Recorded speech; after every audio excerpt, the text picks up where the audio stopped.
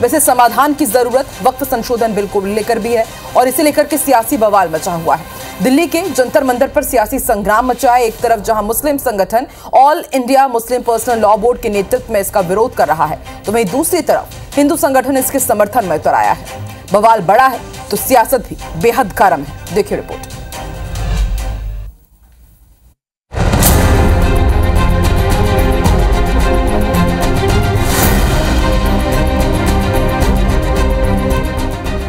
All India Muslim personal law board के banner तले मुस्लिम संगठनों ने दिल्ली के जंतर मंतर पर वक्फ संशोधन विधेयक 2024 के खिलाफ जमकर विरोध प्रदर्शन किया। बड़ी संख्या में मुस्लिम समाज के लोग जंतर मंतर पर जुटे और वक्फ विधेयक 2024 के विरोध में धरना दिया। All India Muslim personal law board ने कहा कि ये लड़ाई सिर्फ वक्फ के बचाव की नहीं, संविधान को बचाने, जुल्म नाइंसाफी के खिलाफ लड़ाई है। इस लड़ाई को लंबे समय तक लड़ेंगे। अगर जरूरत पड़ी तो इसके लिए किसान आंदोलन की तर्ज पर एक बड़ा आंदोलन किया जाएगा। इसके विरोध में दूसरे मुस्लिम संगठनों के साथ मुस्लिम नेता भी जंतर मंतर में मौजूद रहे। AIMIM के सांसद ओवैसी ने भी केंद्र सरकार की नीयत पर सवाल उठाए। हमारा काम विरोध करना है क्योंकि ये अनकॉन्स्टिट्यूशनल है। ये बिल वक्फ की जायदाद को बचाने के लिए, एनक्रोचर्स को निकालने के लिए नहीं, ना उसकी इनकम को बढ़ाने के लिए, बल्कि वक्फ की जायदादों को खत्म करने के लिए। तो इनकी नीयत खराब है और ये चाहते हैं कि देश में और दूरियां बढ़े दो बड़े समुदायों में। वक्फी जमीनों को पर से जो असली उसके हकदार हैं, जो लोग उसका इस्तेमाल कर रहे हैं, जिनके हितों के लिए लोगों ने वक्फ जमीन दान की है, डोनेट की है, वक्फ की है, उस जमीनों पर बीजेपी की निगाह है इस कानून को संशोधित करके उन जमीनों को हथियाने की। एक तरफ जहां मुस्लिम संगठनों ने वक्फ बिल का विरोध किया तो दूसरी तरफ हिंदू संगठन इसके पक्ष में प्रदर्शन पर उतरे। हिंदू संगठनों ने इस बिल को सही ठहराया तो इधर केंद्र सरकार के मंत्री और बीजेपी सांसदों ने वक्फ बिल के विरोध में प्रदर्शन को विपक्ष का गैर जिम्मेदाराना रवैया करार दिया।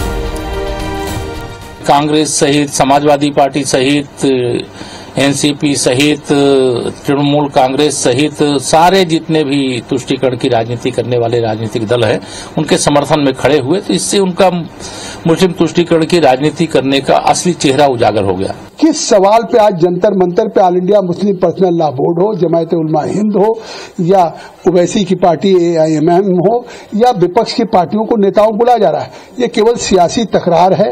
लोगों के मन में गुमराह किया जा रहा है। सरकार के प्रति केवल एक विरोध करने के लिए कहा जा रहा है। वक्फ संशोधन बिल 2024 को लेकर मचा ये घमासान नया नहीं है। इससे पहले भी इसे लेकर जमकर बहस छिड़ी। वहीं ये प्रदर्शन पहले 12 मार्च को होना था, लेकिन इसकी तारीख बढ़ाकर 17 मार्च कर दी गई। लेकिन ये बवाल आखिर खड़ा क्यों हुआ? क्यों मुस्लिम संगठन इस बिल के संशोधन के विरोध में उतरे हैं?